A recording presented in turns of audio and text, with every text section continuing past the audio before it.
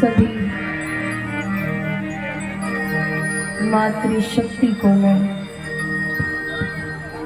इस व्यासपीठ से प्रणाम करती हूँ। उपस्थित सभी पितु तुल्य भ्राता तुल्य सभी पिता शक्ति को मैं यहाँ इस व्यासपीठ से नमन करती हूँ। सरस्वती पुत्र सागर वृंदकों को मैं इस व्यासपीठ से नमन करती हूँ। माता सरस्वती की कृपा इन पर सदा बरसती रहे। साथ ही साथ माता से निवेदन है कि माता आइए मेरे कंठ में विराजिए, मुझ पर कृपा कीजिए कि मैं आज विराम दिवस में सरलता से आज भी आप तक कथा पहुंचा सकूं।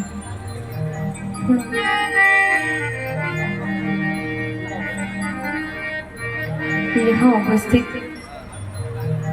भगवती तुल्य मेरी माता और देवता तुल्य मेरे पिता, जिनकी असीम कृपा से मैं इस लायक बनी कि इस व्यासपीठ पर विराज सकूं। मैं उन जगत जननी और जगत पिता को इस व्यासपीठ से सादर नमन और प्रणाम करती हूँ। इस महान यज्ञ के गुरुदेव आचार्य संत तपस्वी सभी को मैं इस व्यासपीठ से सादर नमन करती हूँ। पंडाल में उपयोग में आने वाले लाइट ध्वनि संचालक यंत्र वाले भैया को भी मैं इस व्यासपीठ से नमन करती हूँ। गया पीठाधीश्वर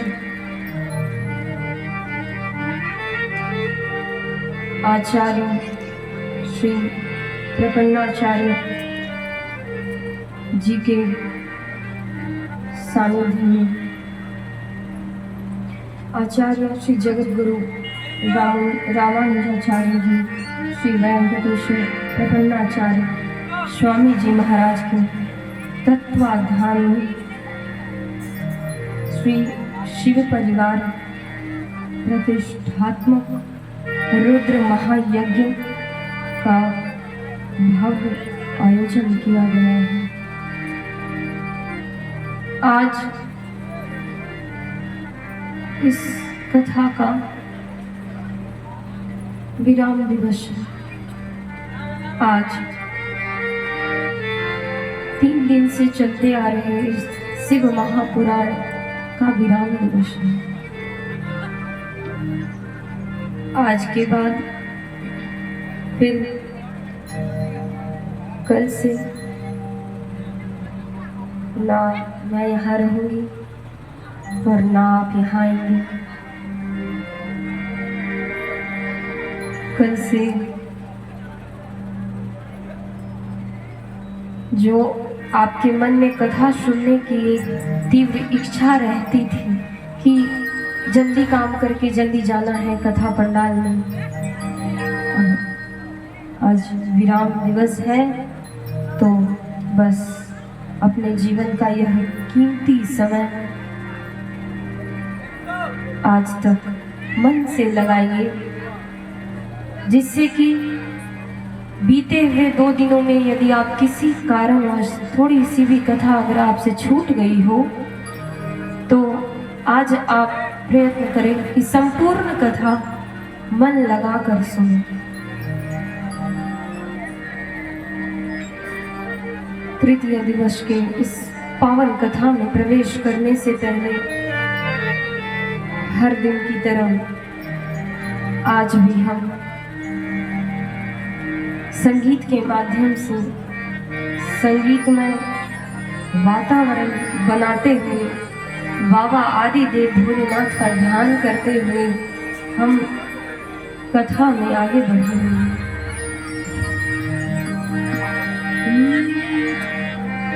हर हर महादेव शंभो काशी विश्वनाथ गंगे।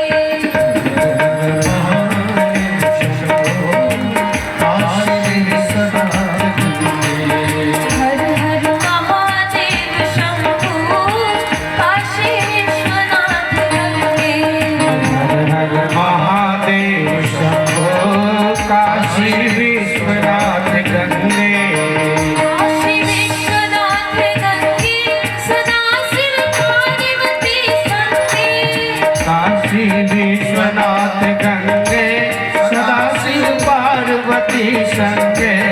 हर हर महादेव शंभो काशी विश्वनाथ गंगे। हर हर महादेव शंभो काशी विश्वनाथ गंगे। हर हर महादेव।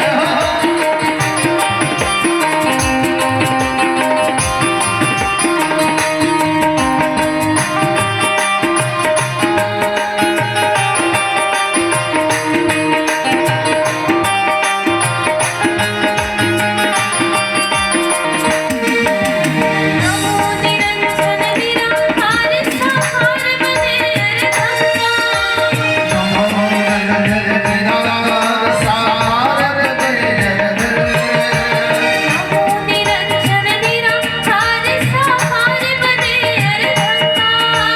नमो निरंजन निराकार साकार बने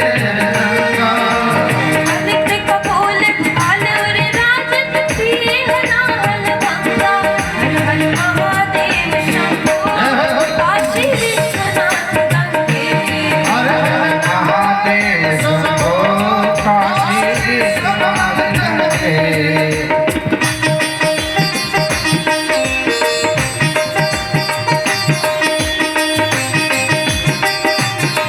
जय हो।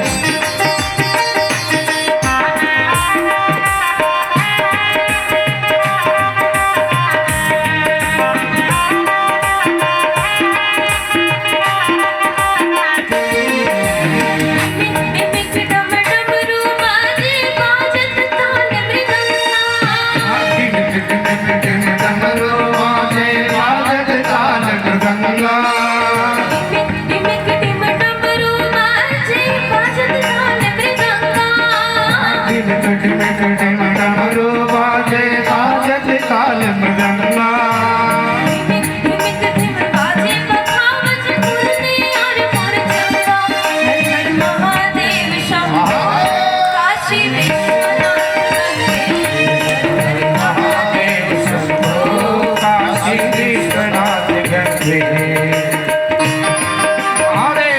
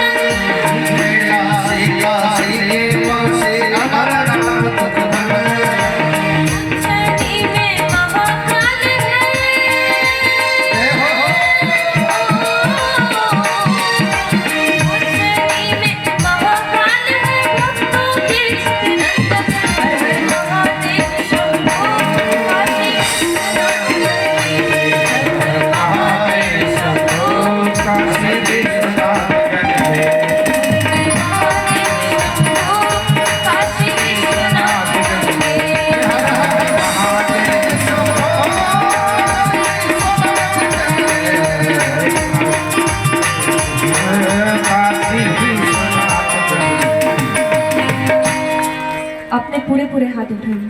जो जहाँ पे खड़े हैं सभी, आप लोगों को शर्म आती है? सभी हर हर महादेव शंभो काशी विश्वनाथ महादेव शंभो काशी विश्वनाथ गंगे काशी विश्वनाथ गंगे सदा शिव पार्वती संगे काशी विश्वनाथ गंगे सदा शिवनाथ गंगे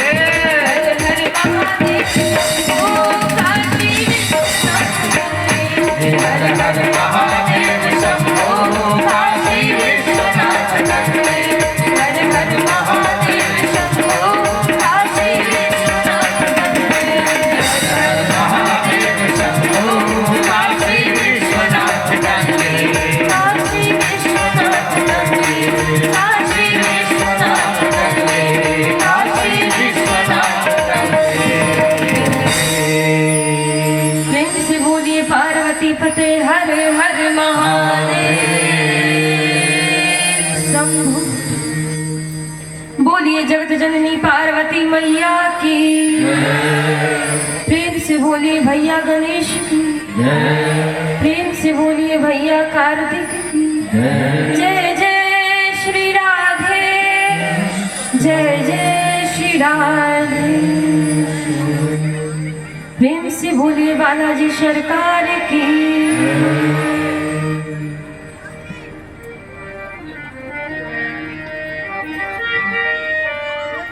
किनको किनको ये याद है कि कल का प्रसंग कहाँ समाप्त हुआ था? प्लीज कृपा करके शांति बनाए रखें, बच्चों को संभालें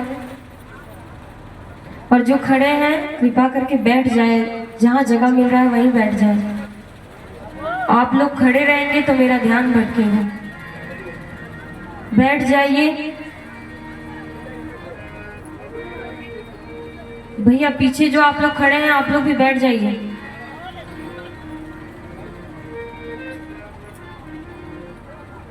कल कथा कहाँ पे समाप्त हुआ एक बार मुझे कोई बताएंगे? किन्हीं को याद है? किनको याद है? बोलिए माता जी। कहाँ पे? सती वरण। वाह, माता जी के लिए जोरदार ताली। बैठ जाइए। सती वरण। कल हमने श्रवण किया माता सती को महादेव लाख मना करते हैं कि सती जहाँ ना बुलाया जाए वहाँ कदापि नहीं जाना चाहिए। जहाँ नहीं बुलाया जाए वहाँ नहीं जाना चाहिए। मैया सती नहीं मानती हैं और जिद करके चली जाती है। जब सती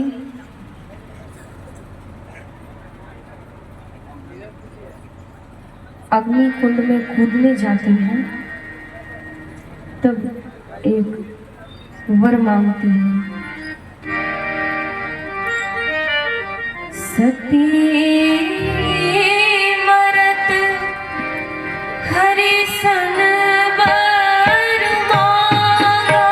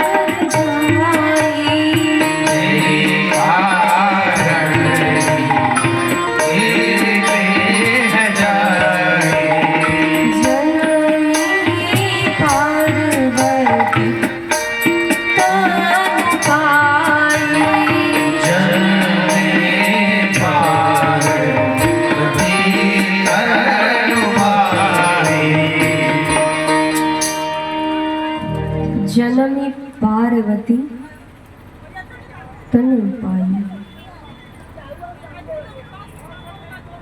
तेहि कारण हिमगिरि गृह जाई, जनमी पार्वती तनु पाई। सती देवी सती ने जब अग्निकुंड में कूदकर अपना प्राणांत किया, तत्पश्चात भोलेनाथ ध्यान में चले गए, ध्यान लगाने लगे।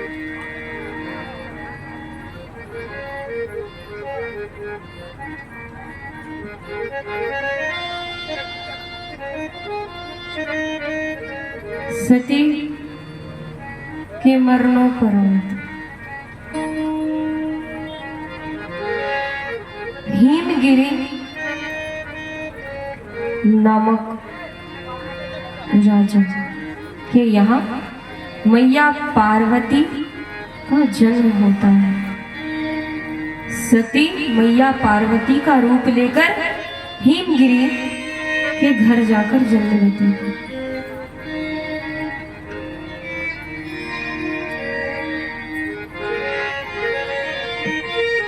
वहां उनका नाम पार्वती पड़ता है।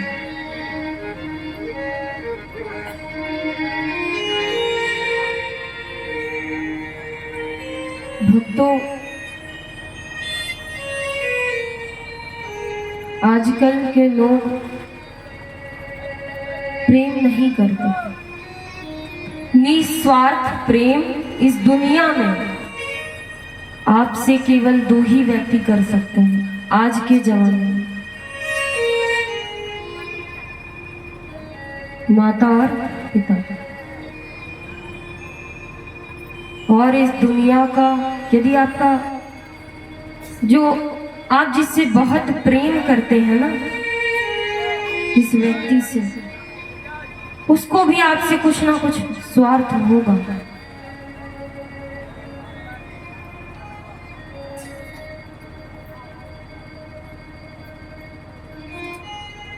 प्रेम का दूसरा नाम होता है प्रतीक्षा।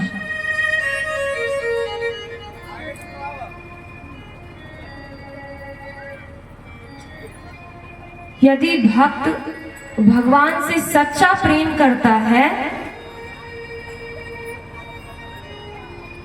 तो भक्त को भगवान का प्रतीक्षा करने की कोई जरूरत नहीं है।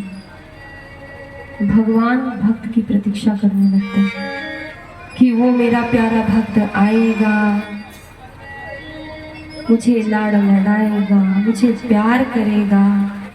भक्त का भगवान भी प्रतीक्षा करते हैं। भक्ति भी ऐसी होनी चाहिए। एक कहानी आती है, एक राजस्थान की यह सच्ची घटना है। एक व्यापारी था, वो व्यापार करता था।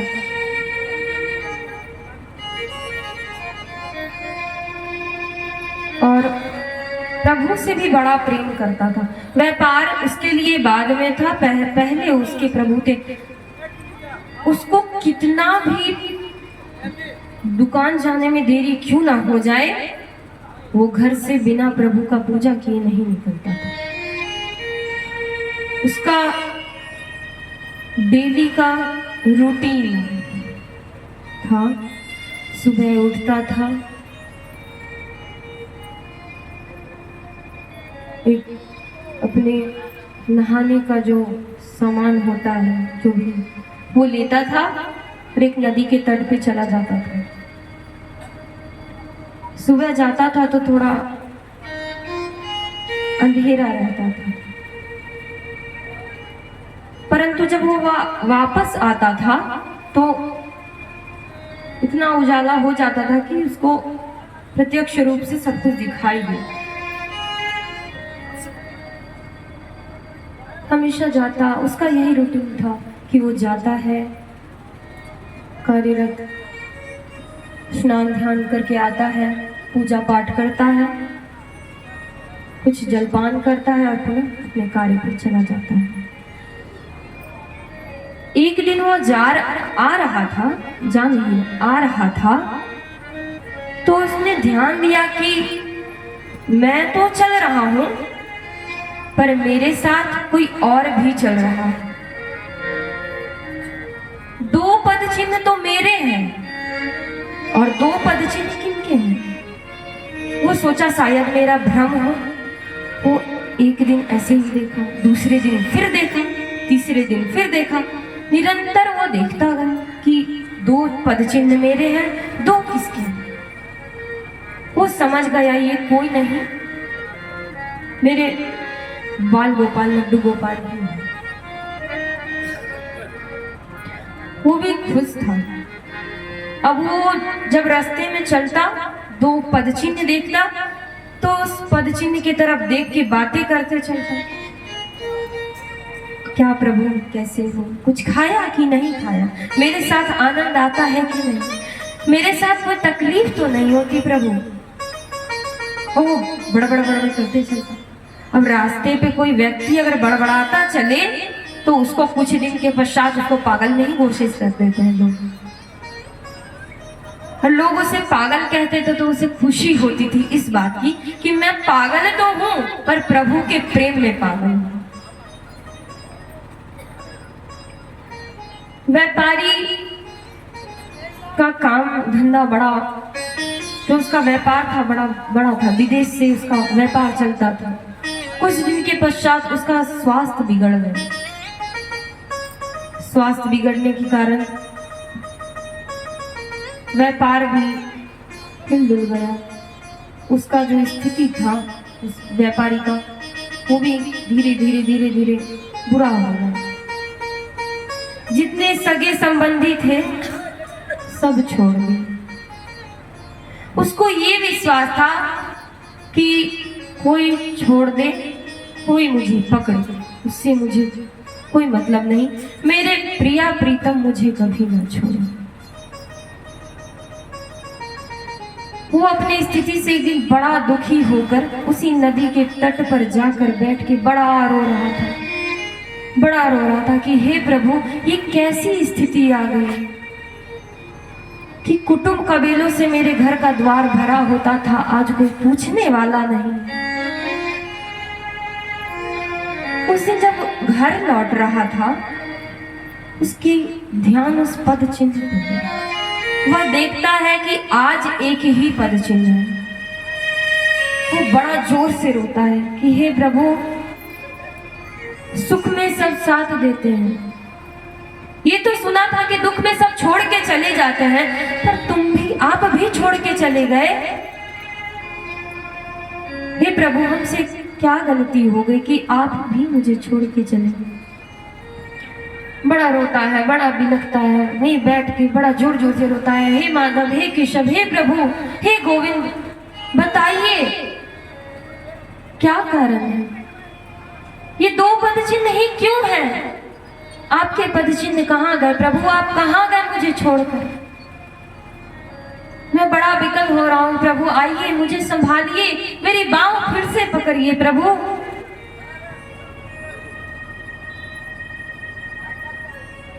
मेरे नारायण वहां प्रकट होते कहते हैं कि हे भक्त, तुम्हारे भक्ति को देखकर मेरे पास शब्द नहीं है कि मैं तुम्हारी भक्ति के लिए कुछ कहूं। भक्त कहता है कि हे प्रभु, मुझे बस ये बता दीजिए कि सिर्फ अब 2 पद चिन्ह ही क्यों दिखते हैं?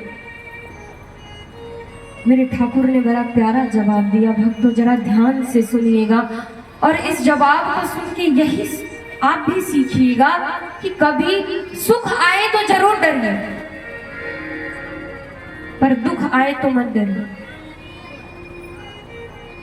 मेरे ठाकुर ने इस व्यापारी से कहा कि जब तेरे सुख के दिन थे तब मैं तेरा ये उंगली पकड़ के चलता था, तेरा हाथ पकड़ के चलता था। आज तेरा जब दुख का दिन है मैं तुझे गोद में उठाकर चलता हूँ, मैं तुझे गोद में उठाकर चलता हूँ। इसीलिए सिर्फ और सिर्फ 2 पद चिन्ह दिखते हैं, और जो 2 पद चिन्ह दिखते हैं वो मेरे हैं।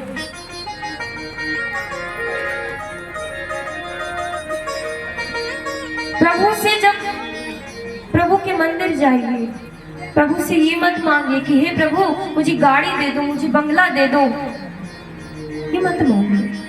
भगवान भी कहते हैं कि हर दिन मांगने ही आते हो, कभी मिलने भी आया करो हमसे। हमेशा मांगा मत करिए, कभी ये कहिए कि हे प्रभु हमसे कभी कोई ऐसी गलती ना हो कि आप मुझे अपने दर से हटा दें, दर से टाल दें। बड़ा प्यारा भाव है एक भक्त का कि प्रभु अपने दर से अब तो ना टारो,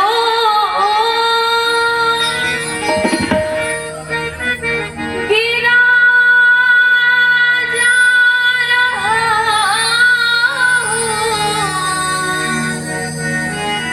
संभालो संभालो, प्रभु अपने दर से अब तो न टारो, गिरा जा रहा हूँ, उठा लो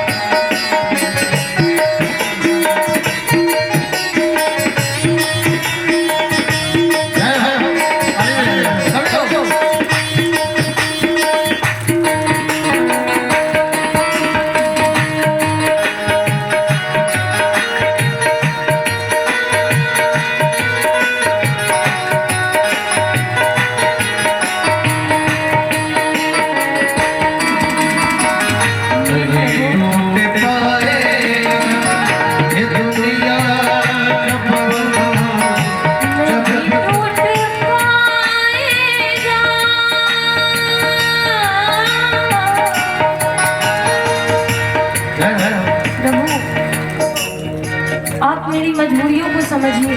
जब आपने ही इस संसार में ठेला है तो इस दुनिया का बंधन ऐसा है ना प्रभु कि आप तक आने नहीं देता।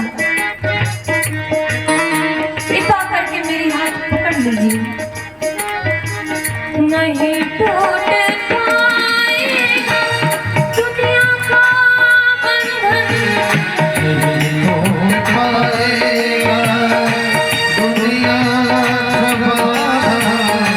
जब तक कृपा ना होगी तेरी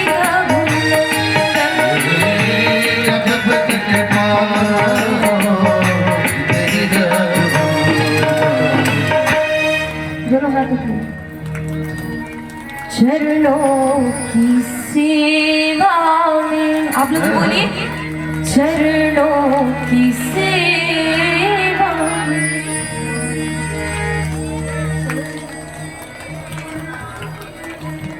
लगा लो लगा लो,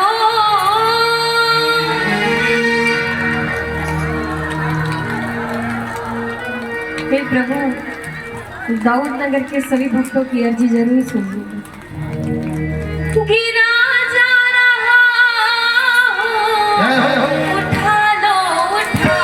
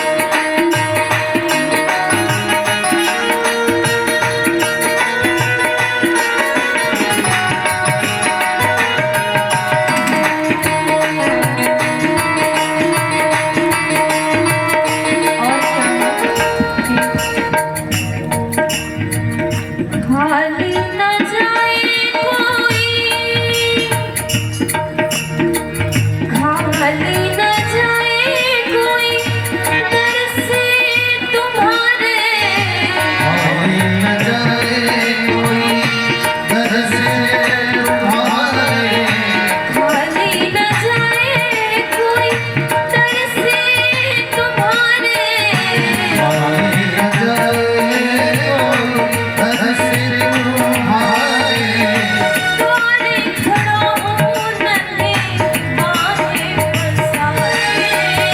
तुम्हारे खड़ा हो आए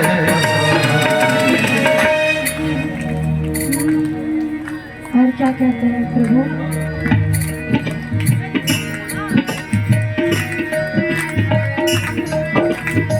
दुनिया का जो ये रास्ता है बड़ा उबड़ खाबड़ है, कहीं कांटे, कहीं ऐसे डंक वाले बिच्छू है कि डस ले तो प्राण चल जाए।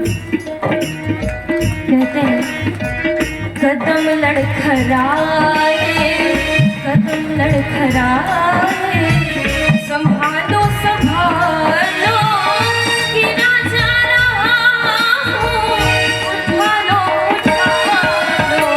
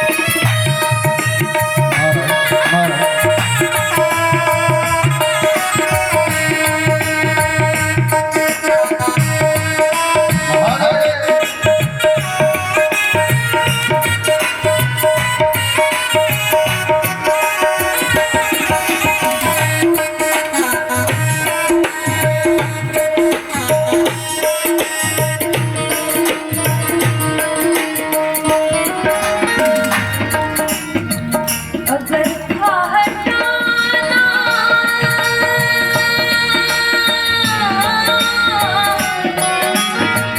अगर था हटाना तो फिर क्यों बुलाया?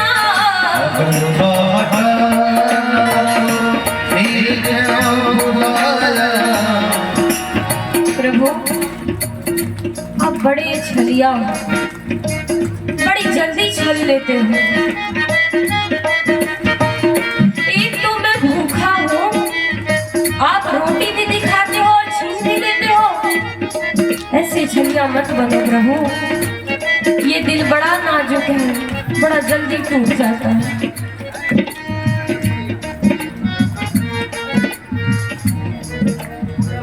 अगर था हटाना फिर क्यों बुलाया? सोते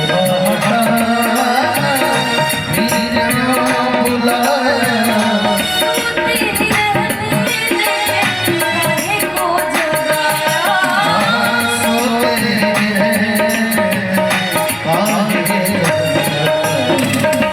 अब जब जगाया, अब जब जगाया तो अपना बना लो, गिरा जा रहा हूँ, उठा लो उठा लो। अब तो बता दो, गिरा जा रहा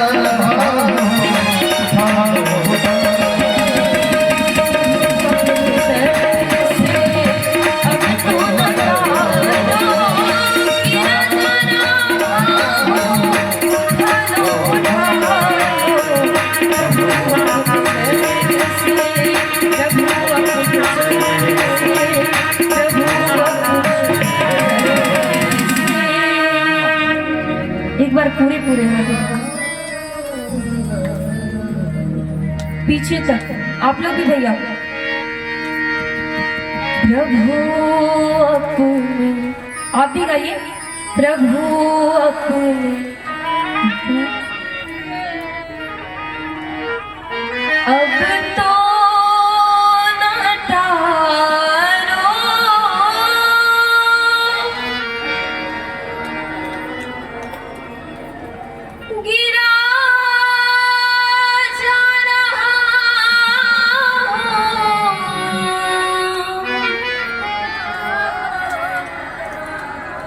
उठा लो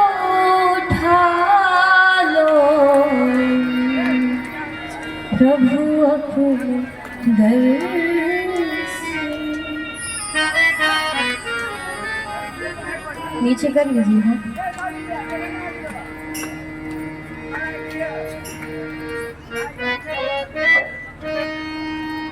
ऐसे है मेरे प्रभु। एक बार प्रेम से बोलिए, मेरे प्यारे लड्डू गोपाल की, प्यारी राधा रानी की, हर हर महादेव। बड़े दयालु हैं।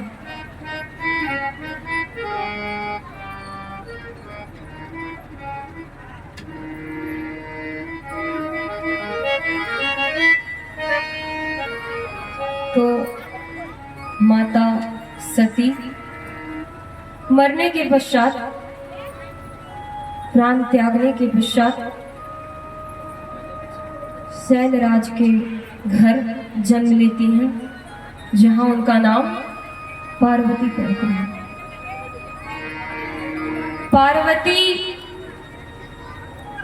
माता के जन्म के पश्चात ऐसे अद्भुत अद्भुत कार्य उनके राज्य में होने लगे कि सब आश्चर्य हो गए। बिना मौसम के फूल उगने लगे, मैया के आते ही बिना मौसम के फल उगने लगे। जो नदियां माता सती के मृत्यु के वक्त पथ भ्रष्ट हो गई थी, वह पुनः अपना पथ धारण कर गई। वातावरण बड़ा शुद्ध है, हवाएं गाना गा रही हैं, हवाएं मंगल गान कर रही हैं। हवाओं में इतनी प्यारी खुशबू फैली हुई है कि भौरे जो है वो फूल पे अब जाना नहीं चाहते, क्योंकि हवाओं में ही वो रस ढूंढते हैं कि आखिर क्या बात है कि इस हवा से इतनी मधुर सुगंध आ रही है। माता जगत जननी के आगमन के पश्चात का यह हाल है उस नगर का। कुछ दिनों के पश्चात ये सब बात नारद जी को पता चलती है।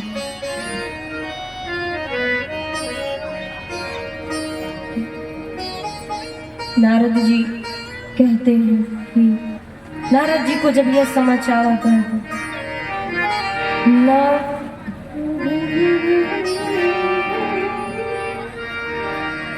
नारद समाचार सब पाए, नारद सब पाए, नारद समाचार सब पाए, नारद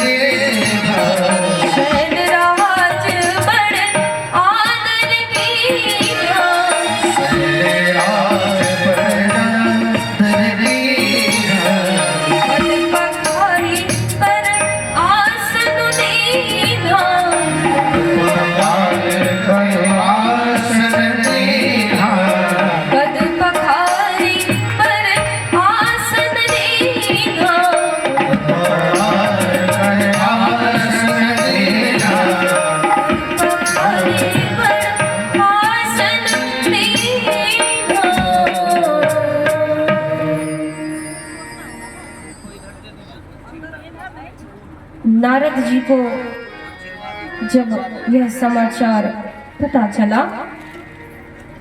नारद जी शैलराज के घर पहुंचते हैं कि हे राजन, मैंने सुना है कि आपके यहाँ एक पुत्री का जन्म हुआ है।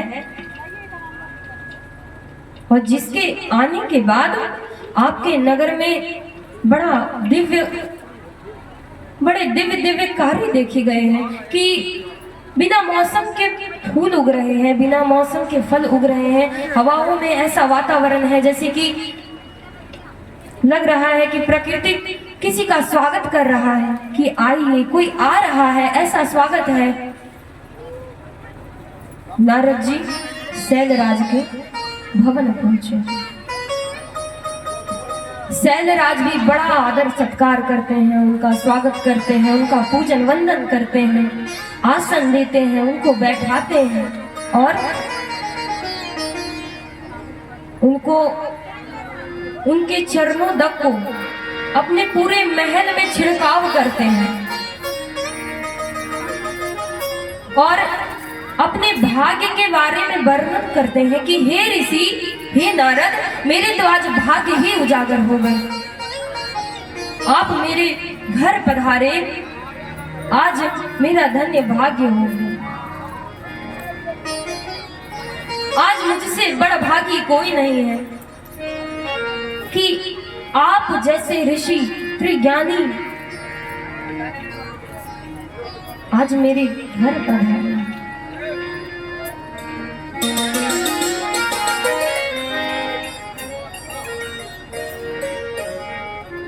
त्रिकालज्ञ सर्वज्ञ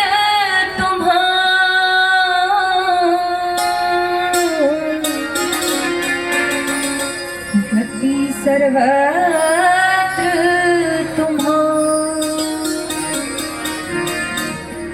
कहु सुता के दोष गुना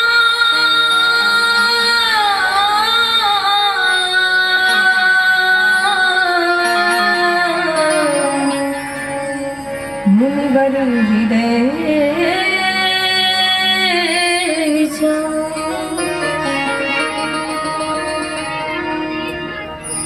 नारद जी को हिमराज अपनी पत्नी मैना के साथ प्रणाम करते हैं। भैया, आप लोग फूल जो तोड़ रहे हैं ना, 2 जन या 3 जन मिलकर तोड़िए, ऐसे भीड़ मत बनाइए, आगे ध्यान भटक रहा है। बच्चे छोड़ दें। श्री राधे। तो नारद जी को हिमराज और माता मैना प्रणाम करती है और साथ ही साथ माता पार्वती को भी प्रणाम करने के लिए बुलाती है और उनके चरणों में बुलाकर रख देती है कि हे मुनि, आप त्रिकालज्ञ हैं, त्रिकालदर्शी हैं, सर्वज्ञ हैं, आप सब कुछ जानते हैं। तो कृपा करके आप मेरी पुत्री का भाग्य देखिए कि उसके भाग्य में आखिर लिखा क्या है कि उसके आते ही वातावरण इतना पवित्र हो गया है।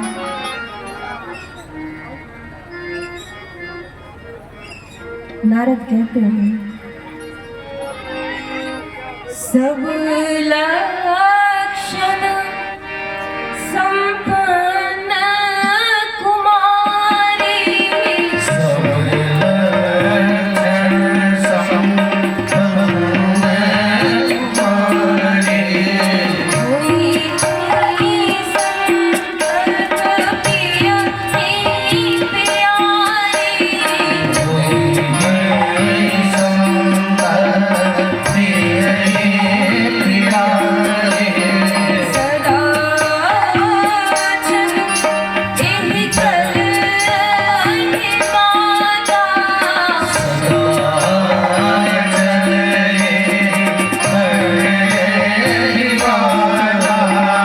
एहि तेजसु पर काहि प्रीत माता,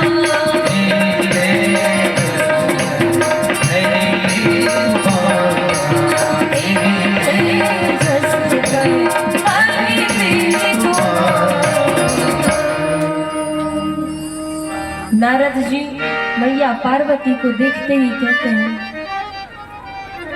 कि हे शैलराज, आपकी जो पुत्री है सब लक्षणों से संपन्न है, सर्वगुण संपन्न है। यह अपने पति को सदा प्यारी होगी। इनके जो पति होंगे वो इनको बड़ा प्रेम करेंगे।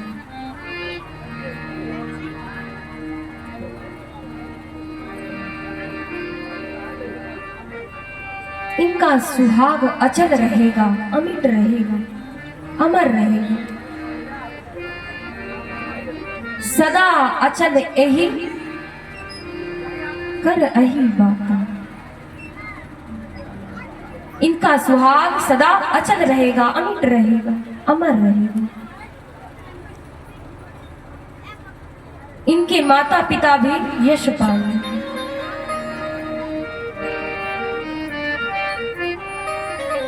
नारद मुनि कहते हैं कि हे शैलराज, तुम्हारी पुत्री जो है पूरे जगत में जगत जननी जगदम्बा अम्बा अभिलंबा के नाम से जानी जाएगी, पूजी जाएगी। ये सारे जगत में पूज्य होंगी। जो इनकी सेवा करेगा उसके लिए कोई भी कार्य दुर्लभ नहीं रह जाएगा, सब कार्य उसके लिए सुलभ होगा। जो सुहागिन प्रतिदिन माता गौरी का पूजन करती है, थोड़े दुर्वा घास, थोड़े सिंदूर, उनका सुहाग अचल रहता है। तो जो भी सुहागिन माता गौरी का, माता अम्बा, माता जगदम्बा, माता पार्वती का पूजन करती है, वो पतिव्रता रूपी तलवार पे भी चलने को तैयार रहती है। माता पार्वती की है गुणगान है कि ये इतनी पूज्य रही, इतने गुणों का बखान करने के बाद नारद जी उनके पिता से कहते हैं, शैलराज से कहते हैं कि हे शैलराज, ये तुम्हारी पुत्री बड़ी अलौकिक है, ये कोई साधारण स्त्री नहीं है, ये बड़ी अलौकिक पुत्री है। इतने गुणों के बावजूद इसमें कुछ अवगुण भी है, जरा उसे भी सुन लो। क्या अवगुण है?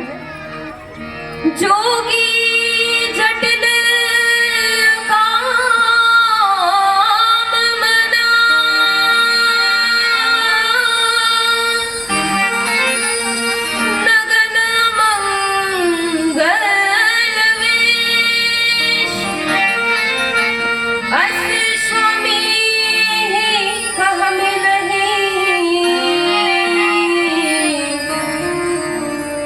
हस्त हसीरे। इनमें अवगुण क्या है कि गुणहीन, मानहीन, माता पिता विहीन, उदासीन, संशयहीन, लापरवाह, ये मैया पार्वती के गुण नहीं है। जोगी जटिल अकाम मना, नग्न अमंगल वेश, और अस स्वामी यही कह मिलही, परी हस्त यही। इनकी हाथ की रेखाएं बता रही है कि इनका जो पति होगा वो कैसा होगा? जोगी होगा। उनका वेश बड़ा अमंगल होगा, नग्न रहेंगे, स्मशान में जाएंगे। यही इनके हाथ के रेखे में लिखा हुआ। ये बात सुनते ही माता मैना और पिता शैलराज बड़े विचलित हो गए कि जब मेरी पुत्री इतनी अलौकिक है तो उसके भाग्य में विधाता ने ये कैसा वर लिख दिया है।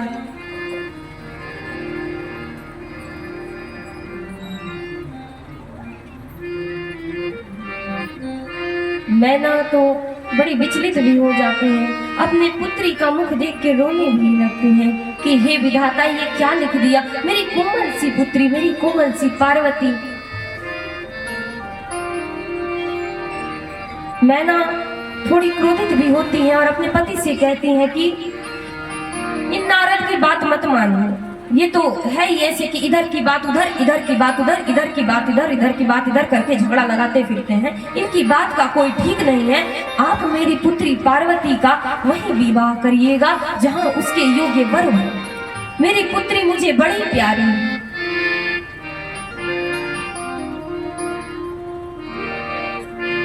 मेरी पुत्री मुझे बड़ी प्यारी है।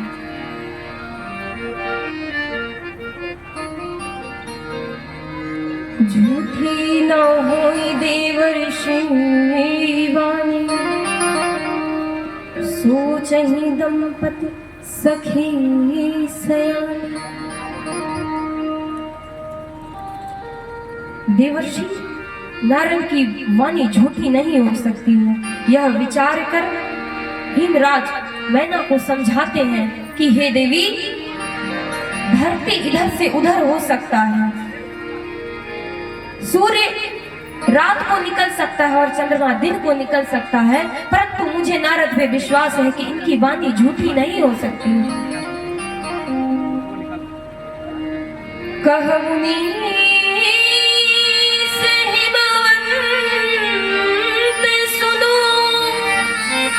जो विधि लिखा लीला, देव दनुज नर नाग मुनि, हो न मेटई।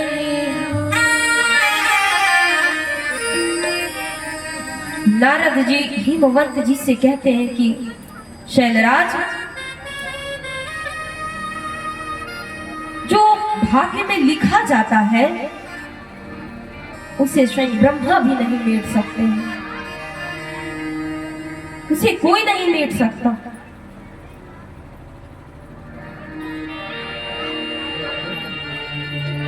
बड़ा सांत्वना देते हैं माता मैना को हिमराज कि इतनी विचलित मत हो।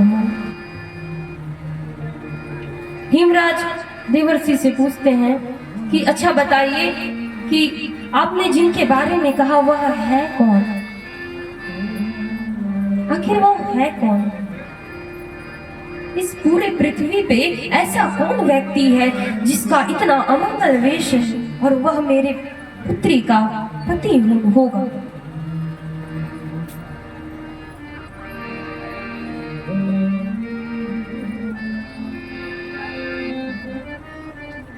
जे जे वर के दोष बखाने,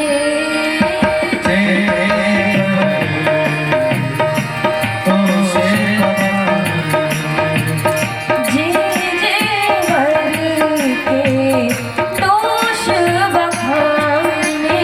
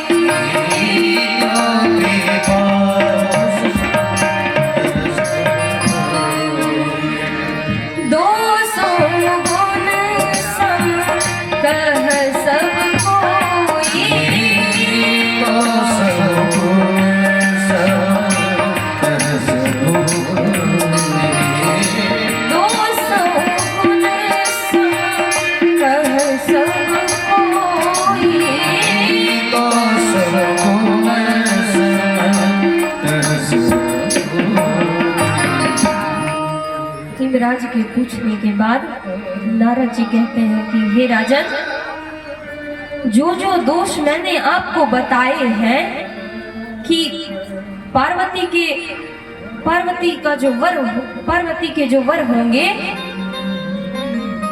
वो दिखने में बड़े अमंगल विषी होंगे। जो जो मैंने इनके वर के बारे में कहा है वो सब गुण भोलेनाथ से मिलते हैं, शिव से मिलते हैं। जो विवाह शंकर सन होई, यदि पार्वती का विवाह भोलेनाथ से हो जाता है, 200 गुण सब कह सब को, तो हो सकता है कि यह जो दोष है ये टल जाए, ये इनका भाग्य बदल दे।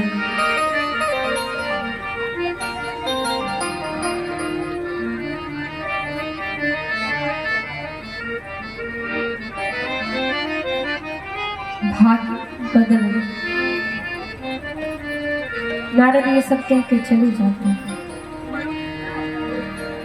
तभी मैया पार्वती एक दिन मैना से कहती है कि हे माता, आज मैं जब सोई थी तो मैंने एक बड़ा विचित्र स्वप्न देखा, सपना देखा। मैना कहती है कि क्या देखा पुत्री? मैया पार्वती कहती है कि एक गोरे कपूर देखा है ना सब, कपूर जैसा एक गोरे वर्ण का एक ब्राह्मण मुझे कह रहा है कि हे पार्वती, नारद जी ने जो तुम्हारे बारे में कहा है वो सब सत्य है, और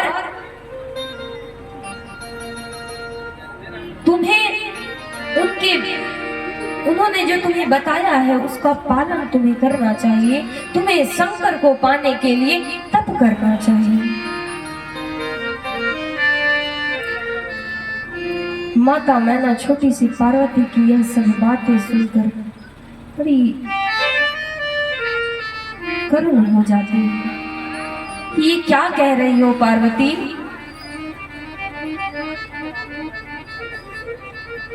तुम और तप, मेरी फूल सी बच्ची तप करेगी?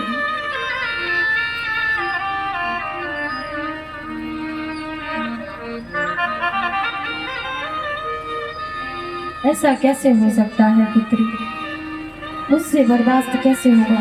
आप बताइए कि एक माँ राज्य के सुख भोगे और यदि उसकी पुत्री वन में जाकर तपस्या करे तो क्या माता को बर्दाश्त होगा? बता नहीं। मैंने कल भी बताया था कि माता बड़ी करुणामयी होती है। मैया मैना का भी हाल बड़ा विचलित है। मैया मैना तो इस स्थिति में है कि ना अपनी पुत्री को रोक सकती है और ना ही भेज सकती है।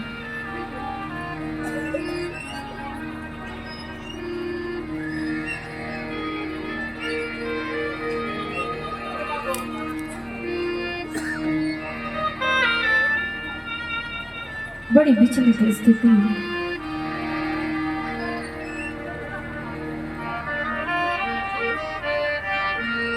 मैया पार्वती सबसे आज्ञा लेकर तप के लिए चली जाती है।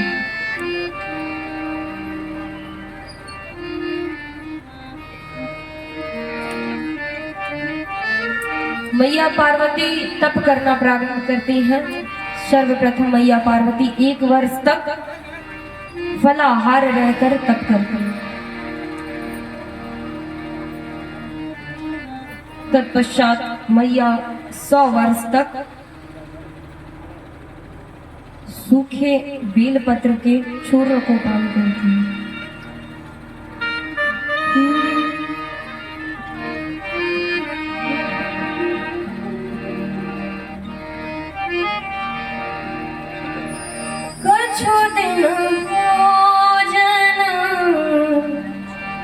बारी बतासा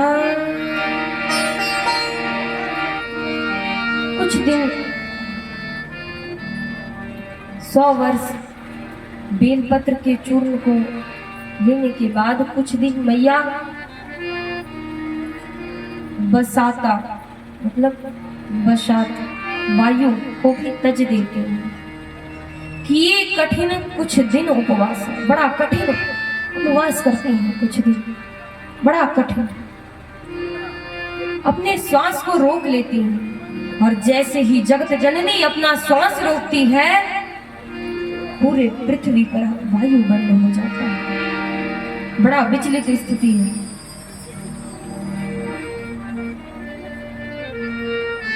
हाहाकार मच जाता है।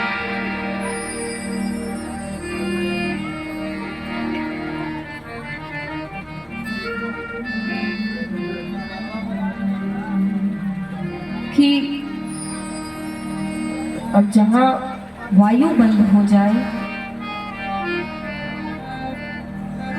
जहां हम 1 मिनट भी सांस रोककर नहीं रह सकते, माता पार्वती वहां कई वर्ष तक सांस रोककर तपस्या कर रही है। देवता बड़े चिंतित हुए हैं।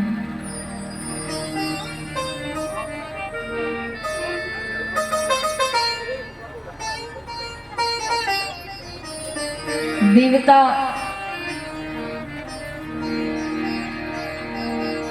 बड़े चिंतित हैं। उसी समय एक तारकसुर नामक असुर था।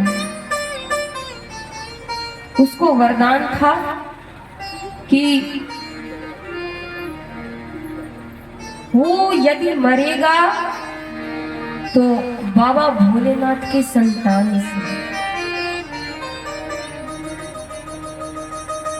और उसने बड़ा उत्पात भी मचा रखा था। और इधर मैया पार्वती ने सांस लेना बंद कर दिया, जिसकी वजह से कोई श्वास नहीं ले पा रहे। सभी देवतागण मिल के गए हैं ब्रह्मा के पास। हे ब्रह्मदेव, अब आप ही कुछ करिए। इधर मैया पार्वती बड़ा कठिन तपस्या कर रही है, उधर बाबा भोलेनाथ ध्यान मग्न है। कृपा करके अब आप उनको जगाइए, नहीं तो बड़ा अनर्थ होगा। पृथ्वी कैसे चलेगी प्रभु? ब्रह्मा जी उपाय बताते हैं कि कामदेव, ब्रह्मा जी कामदेव को बुलाते हैं।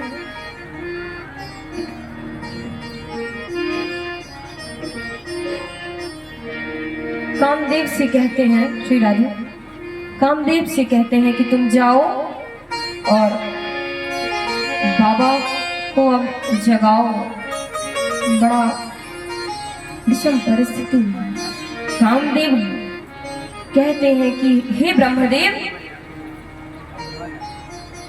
मैं कैसे जाऊं? अगर गया तो, अगर भोलेनाथ का ध्यान भी टूट गया तो जैसे ही बाबा अपने प्रिय नैन जो है खोलेंगे, उनके ज्योति से मैं भस्म हो जाऊंगा। पर मैं जाऊंगा क्योंकि शास्त्र पुराण कहता है कि सबकी मदद करनी चाहिए। कामदेव जाते हैं। बड़ा कभी वायु को इतना मधुर बना देते हैं, कभी वहां का मौसम ऐसा बना देते हैं। बड़ा प्रयत्न करते हैं महादेव को जगाने के लिए, पर महादेव पे काम का कोई वान नहीं चला। काम बड़े क्रोधित हो गए। काम महादेव के सामने से जाकर एक पलाश के वृक्ष पर बैठ जाते हैं और वहां से एक बाण छोड़ते हैं, 5 बाण। उस बाण में एक खासियत है कि उस बाण के आगे 5 फूल लगे हैं। और वो बाण चलाता है और बाबा के हृदय में जैसे ही लगता है कि बाबा उठ जाते हैं, और उठते ही जैसे ही उनकी दृष्टि कामदेव पर पड़ती है, कामदेव जल के वहीं भस्म हो जाते हैं। कामदेव के साथ ही साथ उस पलाश के वृक्ष में भी आग लग जाता है। पलाश का वृक्ष बाबा से कहता है कि हे भोलेनाथ, मेरी क्या गलती थी कि आपने मुझे जला दिया? मैंने तो कुछ नहीं किया। बाबा उसे वरदान देते हैं कि जाओ, जितनी भी आग की लपट है ये आज से तुम पर पुष्प बन जाएगा।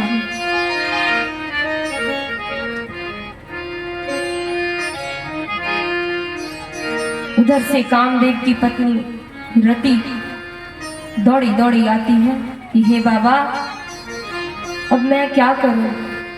अब क्या होगा मेरा? बाबा कहते हैं कि तुम चिंता मत करो,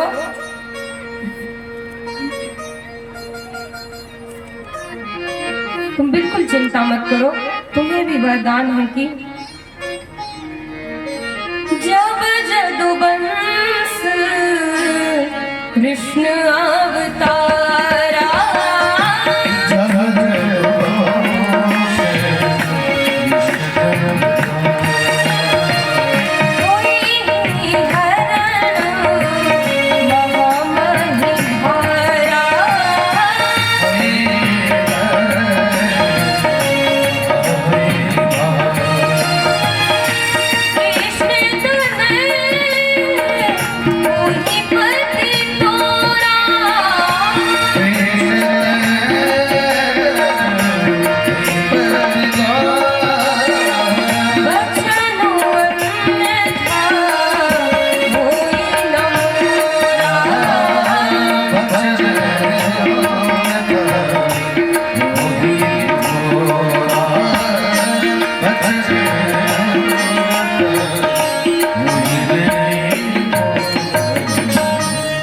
महादेव कहते हैं कि जाओ रति, तुम चिंता मत करो।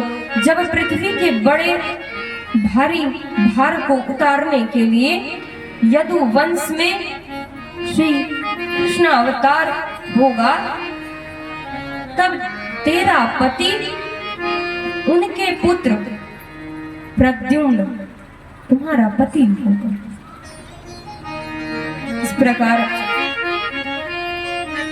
महादेव को जगाया जाता है। महादेव के जब महादेव शांत हो गए हैं, तब देवता गण गए हैं कि हे प्रभु, तारकासुर नामक जो राक्षस है पृथ्वी पे बड़ा उत्पात मचा रहा है और उसे वरदान है कि उसकी मृत्यु आपके संतान से ही होगी। बाबा कहते हैं कि मैं क्या करूं?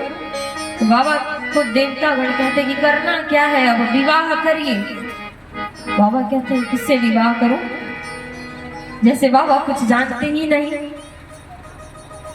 बाबा तो इसी इंतजार में बैठे थे। बाबा कहते हैं कि किससे विवाह करूं? तब देवता कहते हैं कि हिमाचल की पुत्री पार्वती बड़े दिनों से बड़ा कठिन तपस्या कर रही है आपके लिए, आप उसका पानी ग्रहण करिए। महादेव कहते हैं कि चलो मैं तो विवाह कर लूं उससे, पर क्या वो मुझसे विवाह करेगी?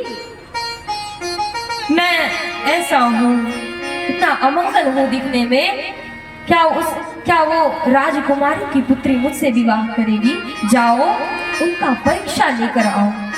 वहां महादेव सप्त ऋषि को भेजते हैं पार्वती की परीक्षा लेने के लिए। सप्त ऋषि जाते हैं, महादेव के बारे में बड़ा उल्टा सीधा बात कहते हैं कि हे पार्वती, तुम जागो और सुनो, हमें बताओ कि तुम इतनी कठिन तपस्या किसके लिए कर रही हो? पार्वती उठती है तपस्या से, कहती है कि हे देवतागण,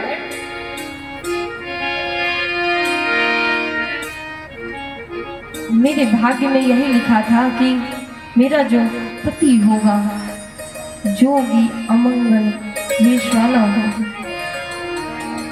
और यदि मैं तप करूं और ये सब गुण बाबा भोलेनाथ सिद्ध शंभुदानी से मिलते हैं, और यदि मैं तप करूं तो वो मुझे मिल जाएंगे।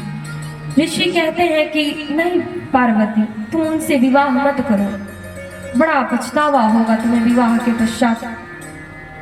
पार्वती कहती है क्यों? ऋषि कहते हैं कि वो पागल है, बड़ा पागल है। उनको तो जरा भी ध्यान नहीं है कि तन पे कपड़ा भी है या नहीं। भांग के नशे में लेटे रहते हैं, कहीं बौराह की तरह इधर उधर भटकते रहते हैं। तुम ठहरी महलों की राजकुमारी और वो तुमसे तो भांग पिसवा पिसवा के तुम्हारे कोमल इन हाथों को भी बर्बाद कर देंगे। पार्वती कहती है कि वो जैसे भी हैं, मैंने अपने मन से उन्हें पति मान लिया है, तो अब वो मेरे ही पति हैं।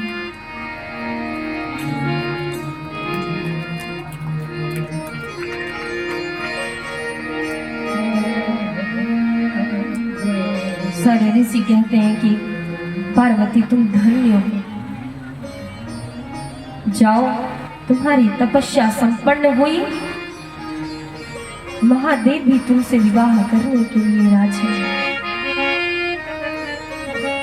सप्तऋषि लौट के महादेव के पास आते हैं, बताते हैं कि पार्वती कि हमने किस तरह परीक्षा ली और वो आपको मन ही मन पति मान चुकी है। एक कथा आती है कि महादेव भी गए हैं सती की परीक्षा लेने के लिए। कैसे? तो मैया जब वापस अपने महल जा रही थी तपस्या के पश्चात, तो रास्ते में एक नदी में देखती है कि एक मगरमच्छ एक बच्चे को पकड़ा हुआ है। माता को बड़ा करुणा होता है, जाती हैं और मगरमच्छ से विनती करती हैं कि इसे तुम छोड़ दो। मगरमच्छ कहता है कि माता, यदि मैं इसे छोड़ दूं तो मैं क्या खाऊंगा? आज 3-4 दिन से मैं भूखा हूँ, आज मुझे यह आहार मिला है, मुझे खा लेने दीजिए। माता कहती है कि एक काम करो, तुम इस बच्चे को छोड़ दो तो मुझे खा लो। मृगराज कहता है, मगरमच्छ कहता है कि मैं आपको कैसे खा सकता हूँ? पार्वती कहती है तो तुम इस बच्चे को भी मत खाओ, तुम मुझे खा लो, तुम्हें कोई पाप नहीं लगेगा। मगरमच्छ कहता है कि ठीक है चलिए। बच्चे को छोड़ देता है, बच्चा भागा भागा घर चला जाता है वहां से। मगरमच्छ कहता है कि माता, मैं आपको खाऊंगा नहीं, लेकिन इसके बदले मुझे आपसे कुछ चाहिए। मैया पार्वती कहती है कि कहिए क्या चाहिए, मांगिए।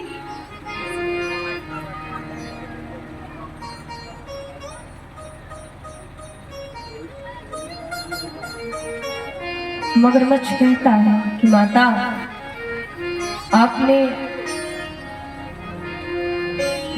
मैंने सुना है कि आपने बड़ा घनघोर तप किया है।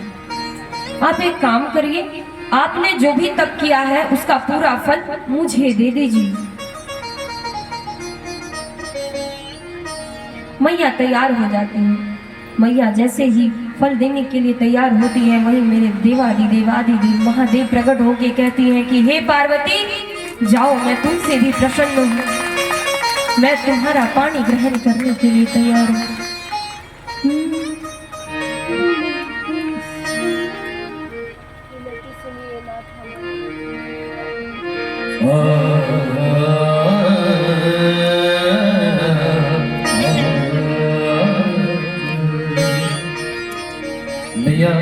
भगवान भोलेनाथ से विनती करें। आइए इस भजन को श्रवण बीनती सुनिए नाथ हमारी बीनती सुनिए। मैया पार्वती विनती करती है महादेव से।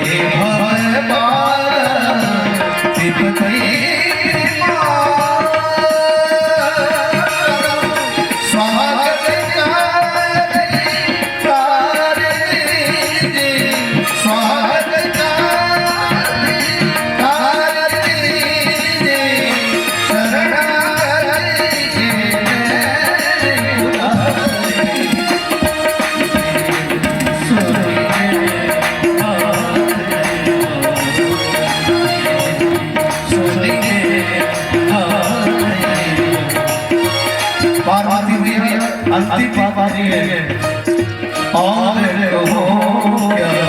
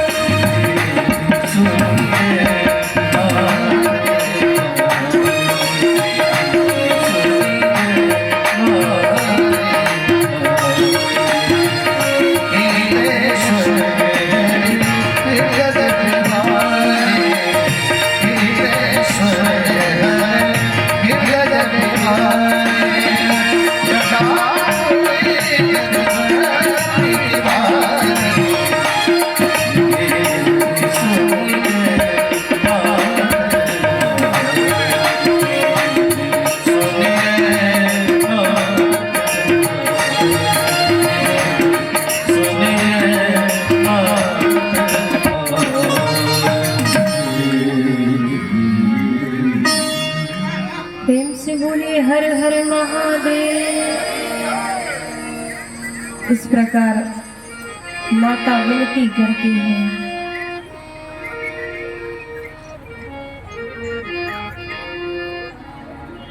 कि हे नाथ, अब मेरी विनती सुन नाथ हमारे।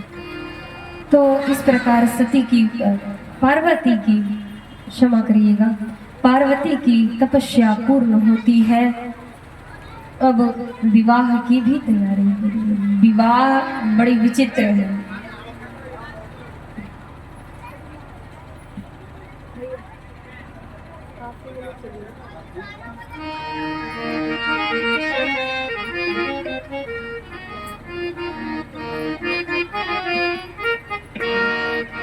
लगे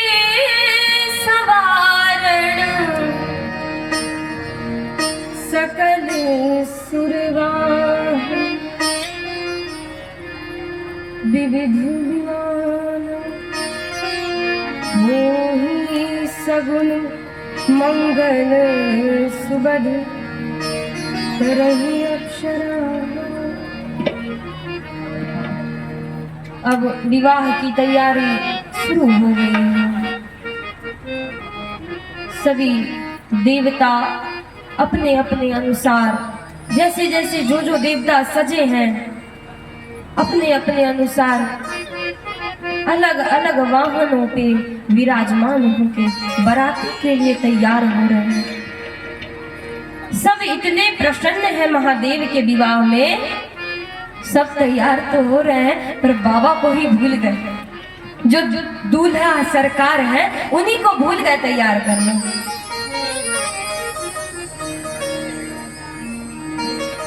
अब बाबा को तैयार कौन करे? सब अपने अपने में ही व्यस्त हैं। सब अचकन मचकन, काजल टीका। माताओं को तो फुर्सत ही नहीं कि बाबा को कोई वस्त्र भी दे पहनने के लिए। पर माताएं ही नहीं, जितने देवता हैं सभी बड़े व्यस्त हैं। समय ही नहीं है बाबा को तैयार करने के लिए। अब बाबा भी बड़े समस्या में पड़ गए। अरे भाई मेरी विवाह है, मुझे भी कोई तैयार करो। मैं ही नहीं जाऊंगा तो विवाह किसका होगा?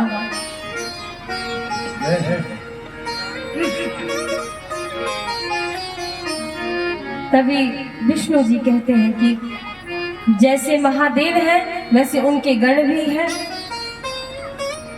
गणों को कहते हैं कि जाइए अपने अनुसार बाबा का श्रृंगार कीजिए। शिव ही शंभु गण करहि श्रृंगारा।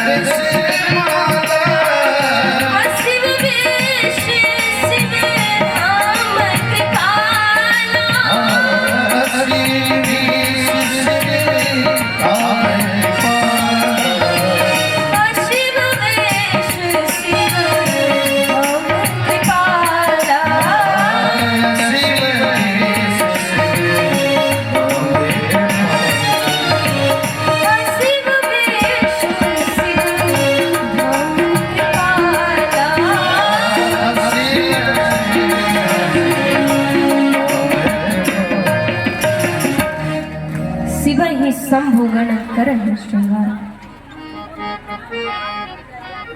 बाबा का श्रृंगार बड़ा ही अद्भुत हो रहा है कि शिव ही शंभुगण करहि श्रृंगारा। बाबा के जो गण हैं वो बाबा का श्रृंगार कर रहे हैं। किस प्रकार? जटा मुकुट अरु मौर सवारा। मौर समझते हैं? दूल्हे का जो पगड़ी, मौर सवारा। कुंडल कनक पहिरे ब्याला। सारा गहना ही सांपों का है। जो कुंडल है वो भी सांप का, मुकुट है वो भी सांप का। बड़ा विचित्र श्रृंगार है बाबा का। तन विभूत पट के हरि छाला। पूरे देह में भस्म लगाया हुआ है और बाघ का छाला पहना। बड़ा प्यारा भाव है पूज्य श्री राजा जी महाराज की। सिंगार हो खता हो, सिंगार हो खता, सिंगार हो खता हो, सिंगार हो खता। किनका? तसीब दुल्हा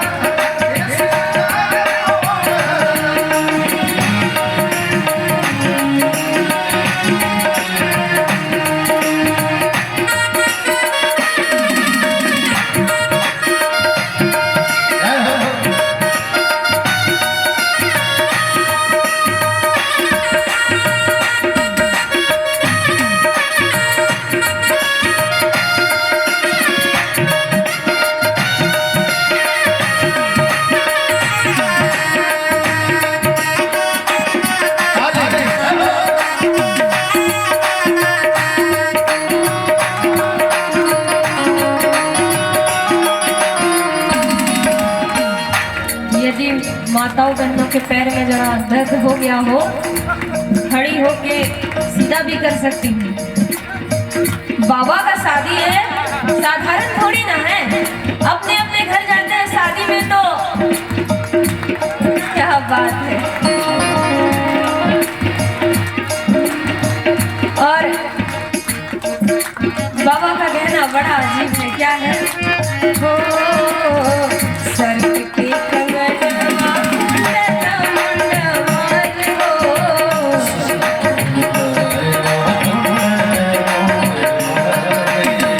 सर के कंगन कुंडल वाला हार हो।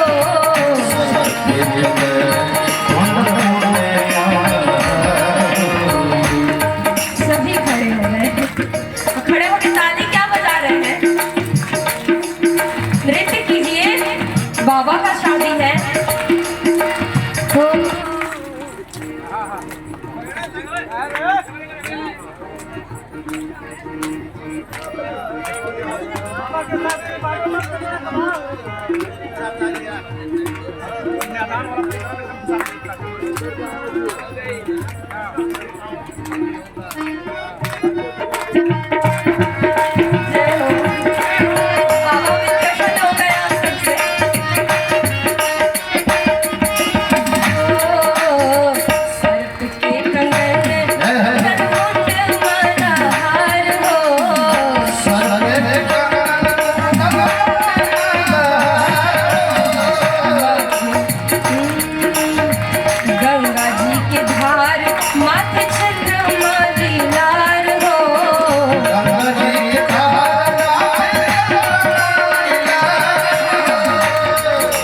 वर का इंतजार कहवा होगा था।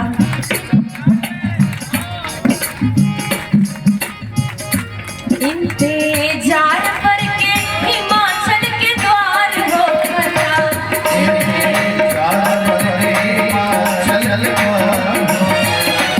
इंतजार पर के हिमाचल के द्वार होगा था।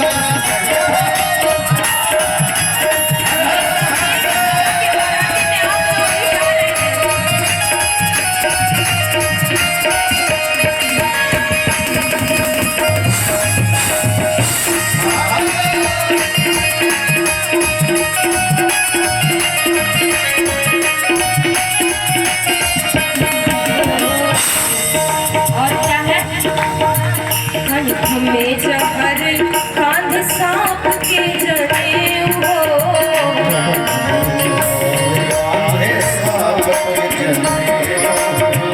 कंठ में जहर कांध सांप के जने हो।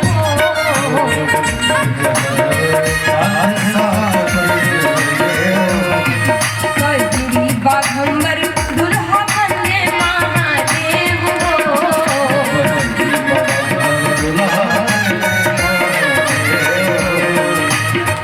आजकल के वर का सवारी होता है क्या? गाड़ी, रथ। बाबा का सवारी क्या है?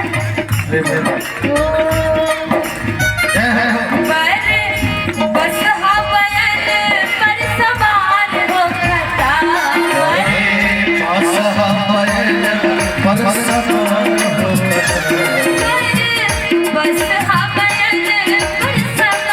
हो करता।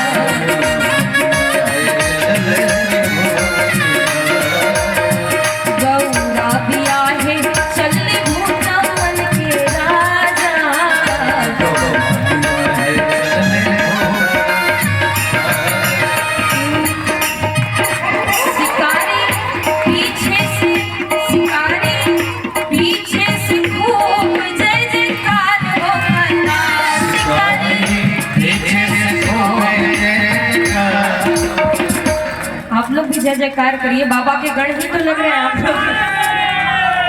हर हर महादेव शंभो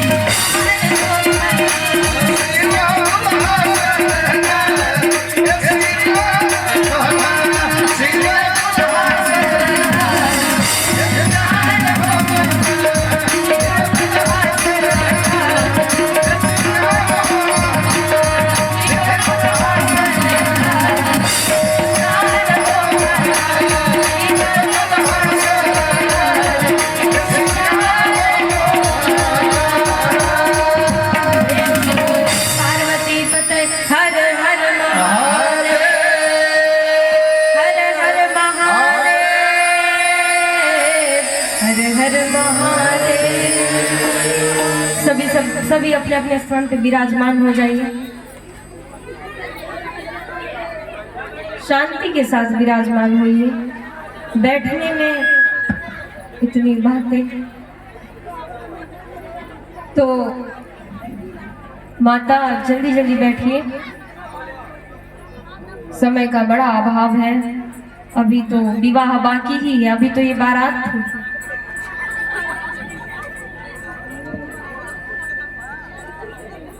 इस प्रकार बड़ा खतरनाक श्रृंगार है बाबा का। अभी अब बारात निकल पड़ी है।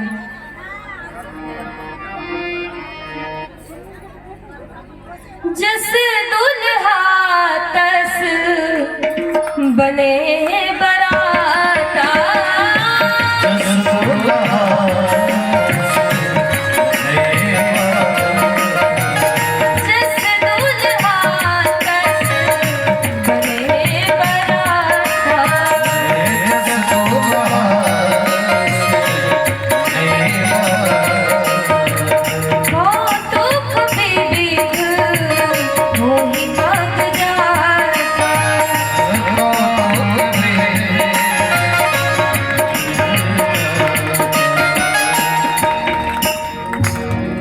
जैसे दूल्हा सरकार है, जैसे गण है, वैसे ही दूल्हा सरकार है।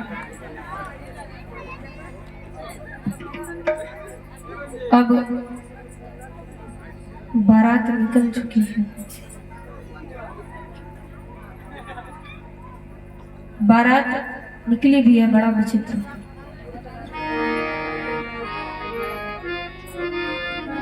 पहले तो अगुवाई भगवान विष्णु, इंद्र, ब्रह्मा सभी कर रहे हैं।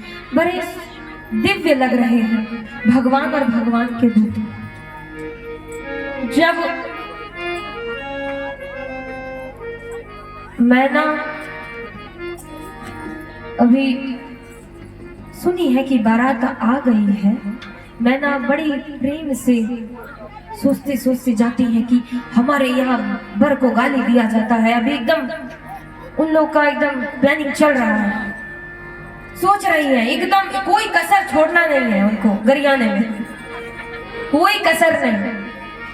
पहले तो जाके झट से जाके एक सखी कहती है